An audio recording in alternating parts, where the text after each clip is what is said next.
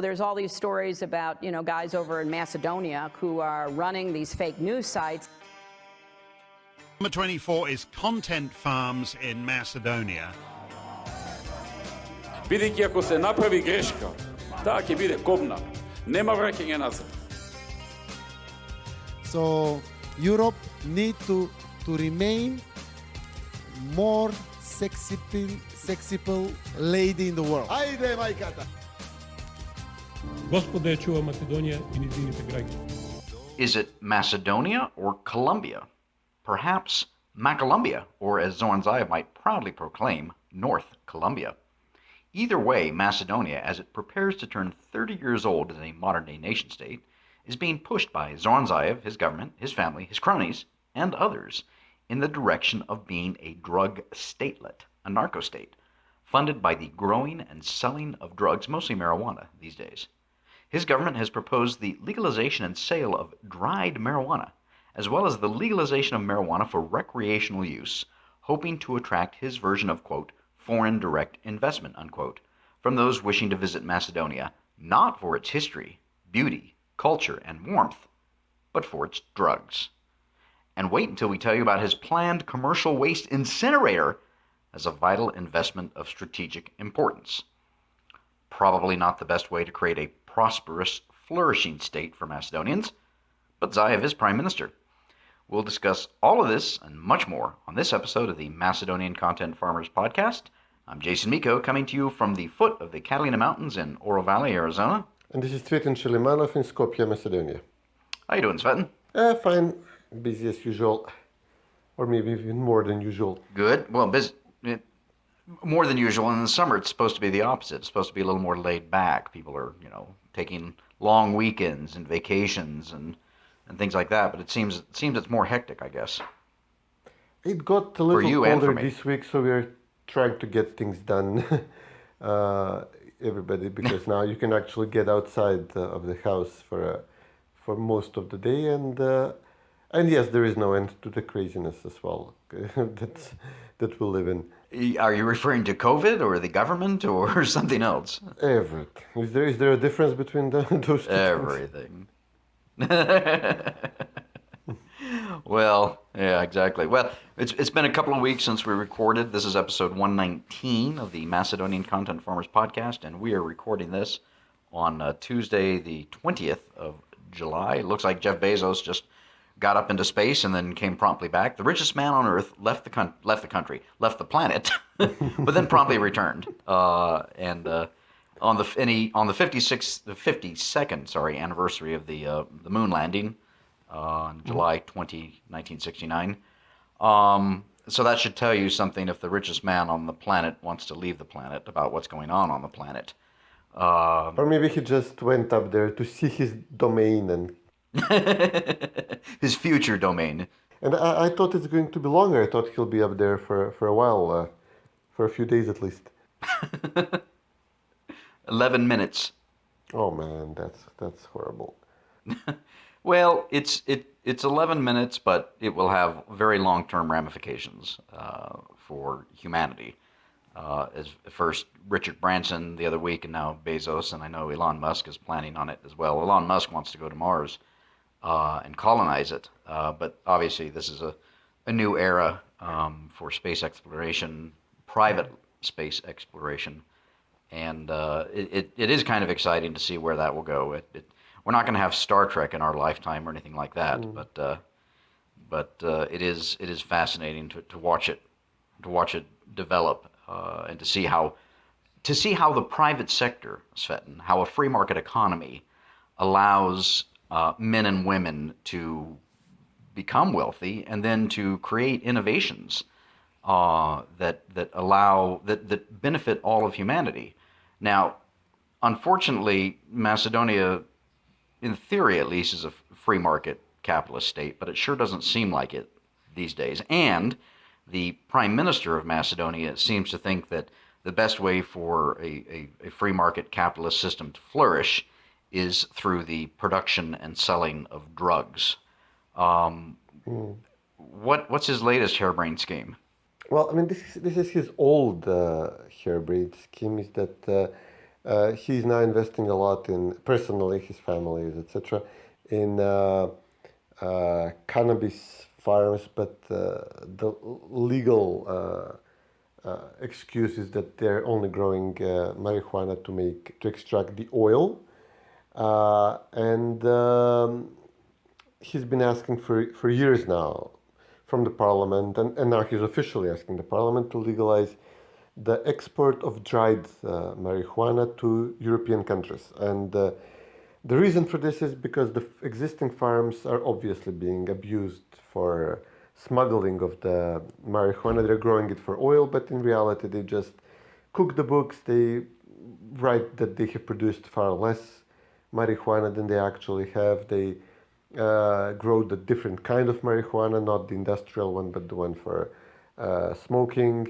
Then they have a company, I guess, sign off that they received a large quantity of marijuana and created oil, where in fact, in actuality, the marijuana that was grown is smuggled out of the country into Kosovo through creative schemes. Once it was crooks, thieves allegedly hit a guard on the head and robbed a huge warehouse of, I think, a ton of marijuana. This was obviously very likely an inside deal to smuggle the stuff out where it can get a much higher price than if it was used as a simple industrial oil producing plant. The other one was when Zaev's cousin's driver and the head of police of Prilep were arrested while they were escorting a shipment of 200 kilograms of marijuana, which was came out of one of these farms and was meant to be smuggled out of the country. So this is how they do it. And if growing of marijuana for exporting it as dried,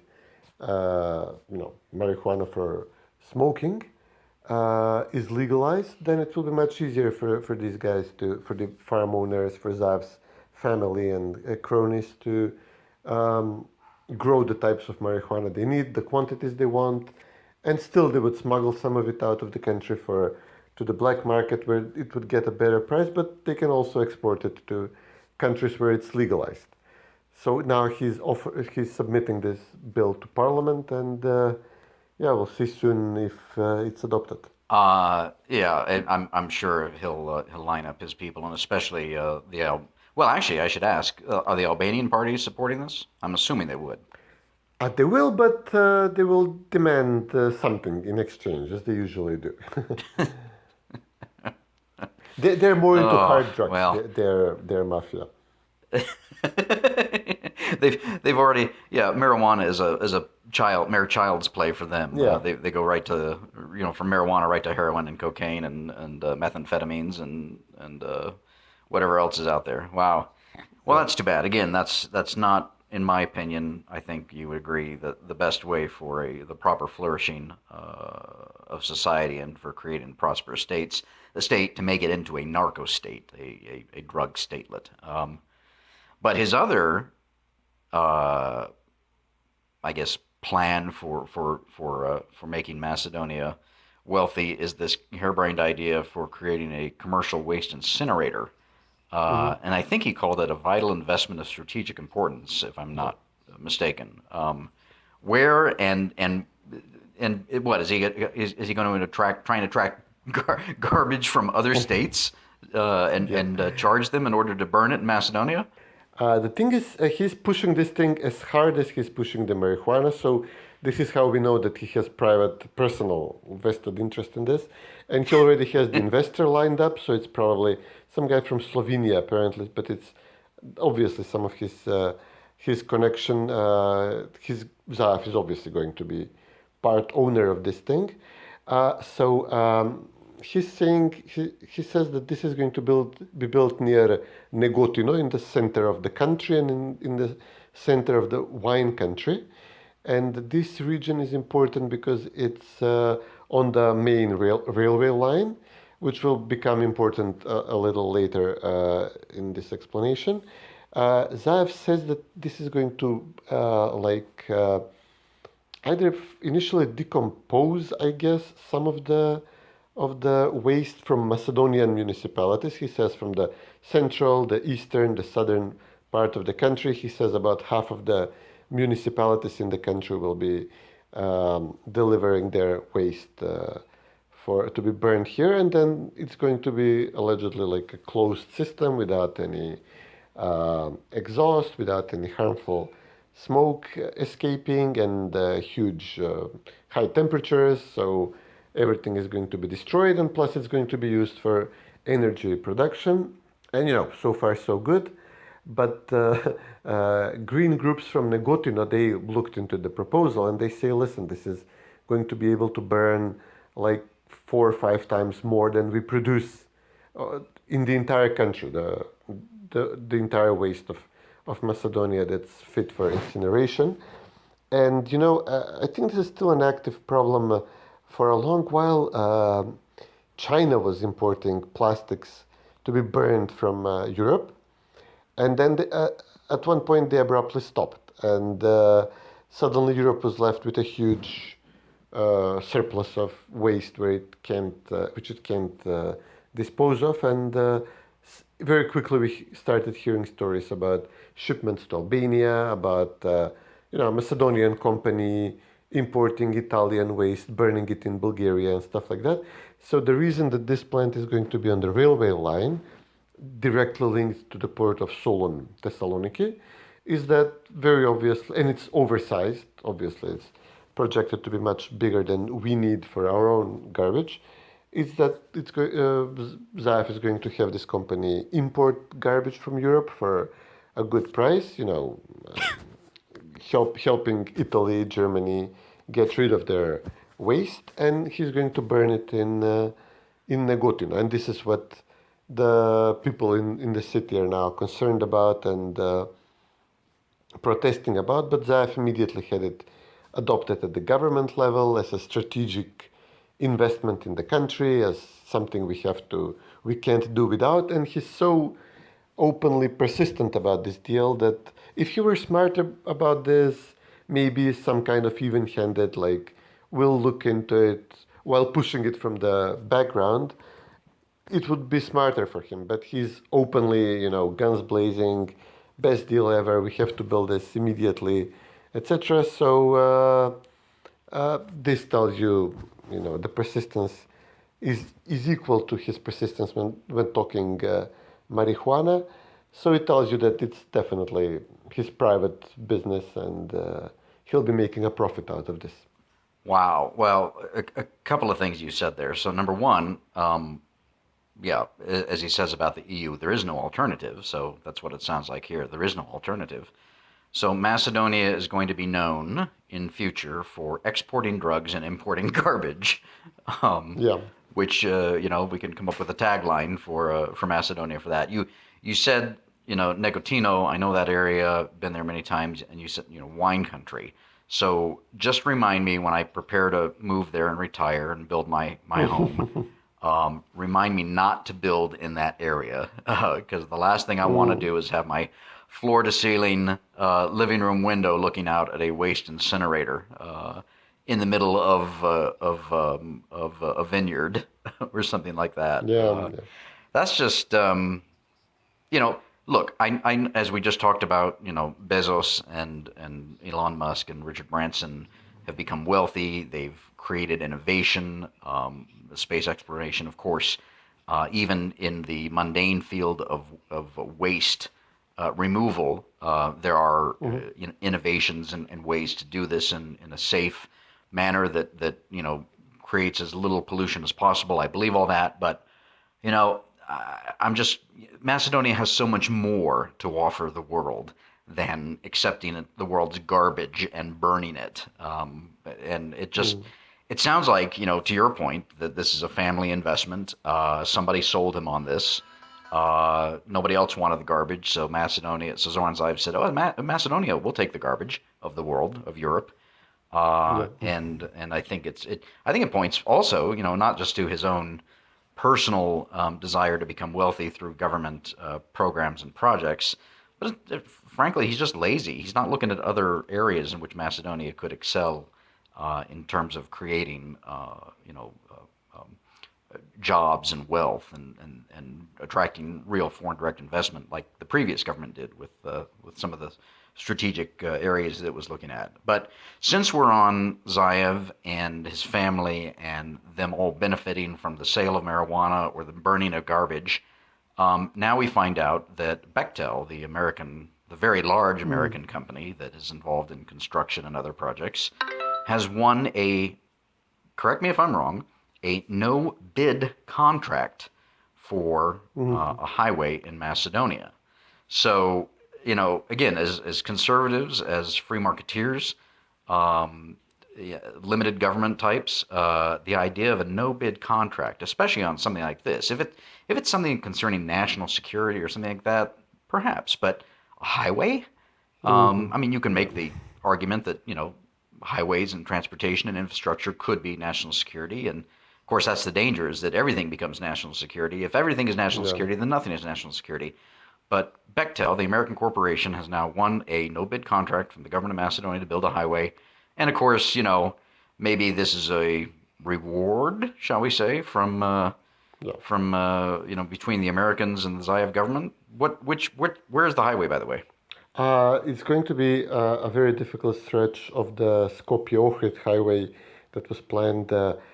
This is going to be the section between Gostivar and Kičevo, so it's Straža, as it's known, where you have to drive up the Bistra mountain on the road toward Mavrovo but it's really horrible terrain, and it's going to be exceptionally expensive, even if we allow for bidding and for competing offers and for several companies and everything, and we are not, so it means it's going to be humongously expensive. So Gruevski had a Chinese company in a deal when the Chinese are looking for part political, part financial interest. He had them their stretch of the highway, which they're still working on. After Zaev slow rolled this deal, this construction from Kičevo to Ohrid. It's much better terrain and about the same length, and it was estimated at about 500 million. And even with overruns, it would maybe hit like 600. This stretch, the way it's being planned and projected, I don't see this costing us less than $1 billion, this section. And then Zaev wants to give them a small section between Struga and the Albanian border. So once this entire highway is complete from Skopje to Ohrid, and then it will continue to, part Chinese, part American construction. It would continue then for like 10 kilometers from Struga to the Albanian border. And then he also wants them to build a highway between Prilep and Bitola, which is a narrow, flat terrain, that will be technically easy to build, but altogether, it will easily approach 2 billion, maybe not surpass 2 billion, but I estimate it's going to hit close to 2 billion. Wow, and I as you were mentioning those highways, those routes, I know them all. I've driven them all. Interesting to note that under the Gruevski government, there was a slightly different route from Kičevo or from Gostivar or Kičevo to Ohrid, as opposed to the one that we're talking about now. And of course, the question is, $1 billion, 2 billion. Pretty soon, you're talking about real money, as the old saying goes. This is all going to be paid for through long-term debt financing, borrowing money from the Chinese or the Americans or somebody else. Yeah. And these are all done projects. This is all going through, correct? It's now the parliament adopted a law to make Bechtel, to enter into negotiations with Bechtel for these free highways. I'm not sure how much room we will have to negotiate about price, about other things, but it's clear now that they're going to have the exclusive right to build the highways, and it's hugely corrupt deal. So we even have some U.S.-funded media outlets like Radio Free Europe raise the issue. We had The Anti-Corruption Commission said this is unacceptable. Then they called on President Pendarovsky not to sign the deal. He immediately signed it. Like, nobody is going to go against the Americans on this. It's obviously, a return on their investment in Zaev, in the colored revolution. They did not, as I said on Twitter, they did not give all this money to get Zaev, to position him in power. They did not give the money for nothing. They obviously want a return. And then there is another huge problem here because, even Gruevski was able to get European funding for these things. So we either turn to, commercial developers like, I guess, China, which gives you usually the best deal financially, or, if you want some leverage with the US, or if the US is pressuring you, you go to Bechtel, like Kosovo did, like Croatia did, like Montenegro is now being forced to do. Or, the best deal, actually, finance-wise, is to go to the EU, and they fund like half of the highway, or, in some cases, the whole of the highway. They're literally asking countries that are members of the EU or which are applying to join to submit proposals, and this is what the EU does. Gruevski got like 200 million in part grants, part soft credit loans to build a stretch of the highway to Greece between Demirkapia and Gevgelia. And and then, this was the highway when he then renamed it Alexander the Great, just to not give the EU any ideas that now that he's taking their money, he's bought and paid for. So this was a huge deal, and Zaev then renamed the highway Friendship, and etc. But even Gruevski was able to get this kind of deal when he was being, initially, moderately and then openly attacked by the EU. And now that Zaev is the darling of the EU, the most reasonable, sensible, historic, visionary leader in the Balkans, and he is wronged repeatedly by the EU, which does not allow him to open the accession talks, it should be the easiest proposition in the world to say, okay, listen, you screwed me up over the EU accession talks, at least give me some money so I can, not lose face in front of my people. Instead, but if the EU does this, then it's going to have to be an open bid procedure, and usually, it would be expected that a company from an EU member state wins it after competing with several other companies, so we can get to something that resembles an honest deal. Zaev is now giving practically all of the future projected highway plans in Macedonia to Bechtel, at a time when we could reasonably expect in the coming years, if we open accession talks, or even if we don't open accession talks, to get the money from the EU to build at least half of this stuff in grants.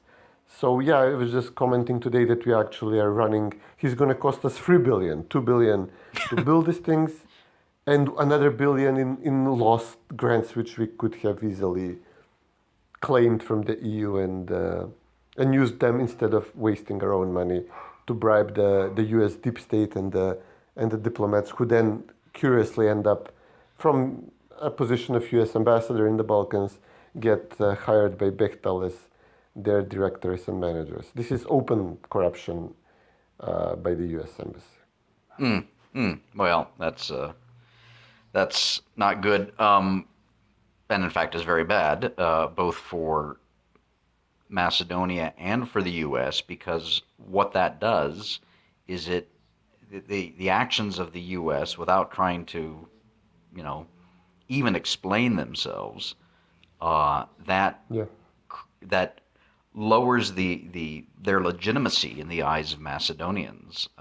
It casts shadows over their actions when they do this, and especially when the government of Macedonia does no bid contracts like this. It creates doubt in these institutions, and as we've talked about before, you've got to have the institutions, everything that's between the state and the individual. All those institutions really do need to be strong for a healthy democracy to function properly. And when there is doubt and when there is no trust in these institutions, when their legitimacy is questioned, that's not good for any society. I'm sure that the State Department, the U.S. Embassy, their public affairs officers know all this, but they choose to ignore it, apparently. You talked quite a bit there about the European Union, and I know we just saw this tweet this morning, a poll from Balkan Barometer 2021 that said only 53% of Macedonians think the EU is a good thing, and a third are ambivalent, which is interesting because I remember the IRI polling, which they do, I think, 2 or 3 times a year. In years past, the desire for Macedonians to join the EU was as high as 90%. So if that's correct, to go from 90 to 53 is quite a fall. But again, and as I responded on that tweet, the EU has only itself to blame. Especially when you look at not only what happened with Greece, but now what we've got going on with Bulgaria. Of course, the Bulgarians just had an election. Looks like Boyko Borisov, his party, Gurba, has come in second, and Slavi Trifonov, I believe, there is such a people. This is a new party. They won. Yeah. I guess they're trying to form a government or something. I don't know, but he's not going to be the prime minister. What's the latest on the Bulgarian front? Well, nothing. We didn't get any clarity, which Zaev was asking for. There is no clear winner. Borisov could still pull it off, although it seems that all the other parties are turned against him and eager to kick him out. Slavi does not have the votes to form a government. He was very, haughty and bossy toward the other parties, which he needs. So his first proposal he proposed a full government. It was immediately rejected. And now he's backpedaling, making some other proposals. But we did get one proposal out of him in line with Jeff Bezos and Elon Musk. That was that he would turn to he was listing the priorities for the government he was proposing, and he said one of them will be to go to NASA and ask them to send a Bulgarian man and a woman to space. And then he said we would also make extra efforts to secure a third slot for as he said, North Macedonian cosmonaut to join them. And then Borisov was like, what? You want to start an interstellar war?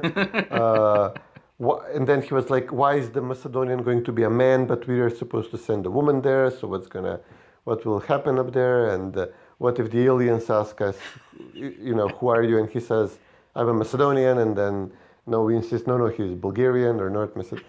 So they're having a little fun at this, but it was really a bizarre moment in our otherwise also bizarre relationship with Bulgaria. But there is no clarity. They have presidential elections in October.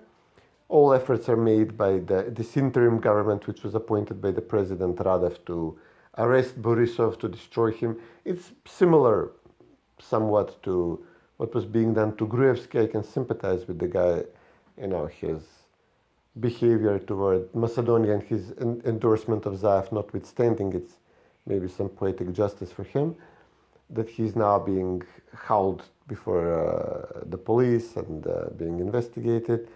All these colored revolution style protest parties, there's 3 of them, and then there's the Social Democrats and obviously the party of the minority Turks, and they're all now looking to replace Borisov, but it's unclear whether some of them will be more open to talk with Zaev and accept any kind of a deal, even after the October presidential elections.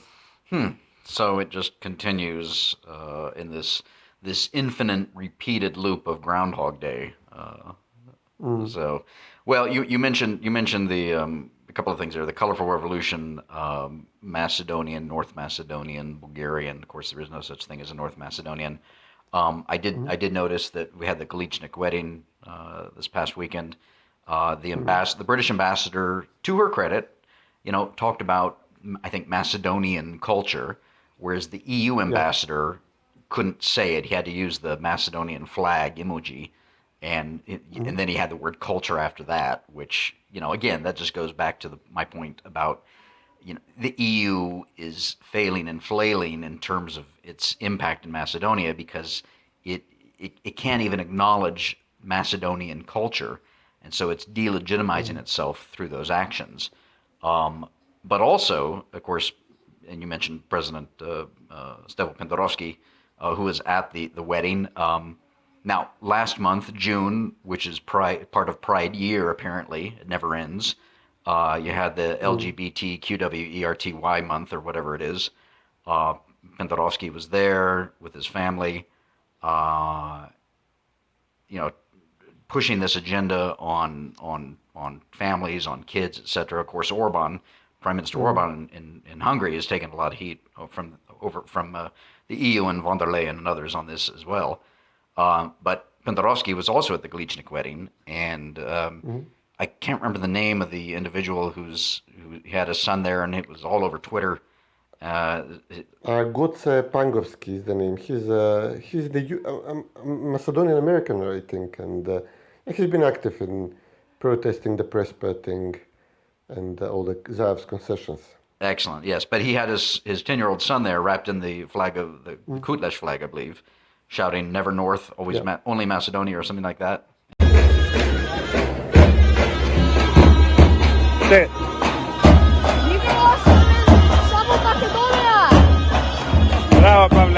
And he took a lot of abuse for that, right? Yeah, so we had, as you said, for a month, Pendarovski was going to events, the Pride Parade, etc. And a lot of people made a point to have children there and to say that, listen, children draped in rainbow flags and expressing support for the LGBT cause. And now when another guy does the same thing, drapes his child in a Kutlesh flag, and the kid says "Never North, only Macedonia," legitimate protest against the president of a very abusive police state, which is violating rights of its citizens to impose something that the citizens rejected. And all these same people were in the replies practically calling on the police to, seize the child, to remove the child from parental care. Who are these unwashed nationalist Macedonians who would indoctrinate their children into, God forbid, loving their country and, protesting against its forced renaming and the loss of identity, national identity. So this was like a huge reversal in a matter of weeks. We had a leftist artist, a leftist Macedonian woman who works in Brussels, and they were explaining just before this incident, unrelated to any of this, or actually slightly related, because at the same time we have a push from far left education minister Mila Carovska to introduce broad sexual education into elementary schools, something like the dispute which they're having in Hungary now, and to make it gay friendly and adhere to all the left wing talking points, to make the curriculum something they agree with. And there were these lefty commentators saying that these usual original communist manifesto style talking points. So the children do not belong to the family, they belong to the community. There is a limit to what the parents can decide or impose on their children in terms of curriculum. Beyond this limit, the state takes over and the state decides what's best for, the public education of the children. Since it's on the public dime, since we, the benevolent community, are educating the children of our, illiterate, unwashed, knuckle-dragging conservatives, then we must, roll over their protests. And there was huge outrage. People it's a well-known talking point to people who have been paying attention from the left, but apparently many haven't been paying attention, and it was stated in a way which, outraged people. There were hundreds of comments in their replies. So yes, we are now having this debate. Public education, homeschooling is being mentioned, even though there is no such thing in Macedonia. But now with online education, it might happen. So yeah, interesting things are happening. We have a interesting new front in the culture war. Well, just wait until the U.S. Embassy and State Department start demanding that the Macedonian educational curriculum include critical race theory. Yeah. No, that's doable. We should do that because it would be to our Macedonian advantage if we look at it objectively. Because it might come strange to Americans, but here the white Christian population were actually the slaves and the serfs until just over 100 years ago. So much after the U.S. Civil War, we were still enslaved by a still mostly white, but Muslim overlords, the Turkish and the Albanian beys, feudal lords in the region. So practically, as I was saying, if I sit down with, what's the name of this Palestinian member of Congress you have there? Ilhan Omar. Tlaib or something. No, Tlaib, the Talib. Tlaib. Rashid Tlaib, yeah. Rashid, yeah. So if we sit down, and obviously she would insist that I'm the white male. You're the oppressor. Secular privilege person. But we were actually living, the Palestinians and the Macedonians, within the same empire, the Ottoman Empire. And if her great-grandfather and my great-grandfather met at the marketplace in Istanbul, it would be clear that her family being Muslim, and both being white, that her family were the oppressors and the upper class and practically the slave owners vis-a-vis my great-grandfather, who was Christian.